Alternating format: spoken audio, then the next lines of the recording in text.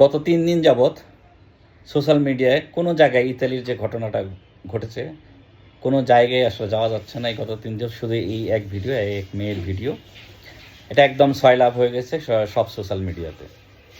আসলে personally attack করে কোনো ভিডিও করার ইচ্ছা আসলে আমার নাই, বা আমার করার ইচ্ছাও করে না, কিন্তু যেগুলো আসলে চোখে লাগে সেগুলো নিয়ে কথা না বললে কেমন যেন লাগে, ইদানিং পেইন হয় বুকের ভিতরে। তো এই মেয়ে যেটা করছে, সে পরকে করছে, সমস্যা নাই, স্বামী ছেড়ে দিছে, সেটা সমস্যা নেই, এটা মানুষের জীবনে ঘটে। কিন্তু সে যে ব্লেমটা দিচ্ছে এখন, যে ইতালির বাঙালি কমিউনিটির দায়িত্ব তার বিচার করা। কেন?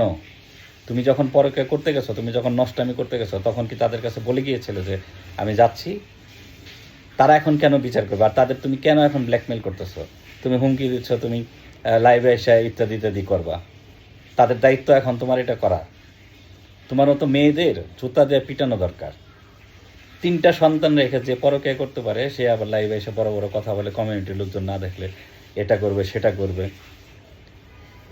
লজ্জা করে না? লজ্জা করে না এগুলা করতে? এখন এসে বড় বড় কথা বলো ফেসবুকে, বিভিন্ন সোশ্যাল মিডিয়া। তোমার জন্য ঢোকা যায় না গত 3 দিন যাবৎ, কোনো কিছু দেখা যাচ্ছে না, তোমার ভিডিও এসে বারবার চোখের সামনে আসে। ফালতু মেয়ে কোথাকার।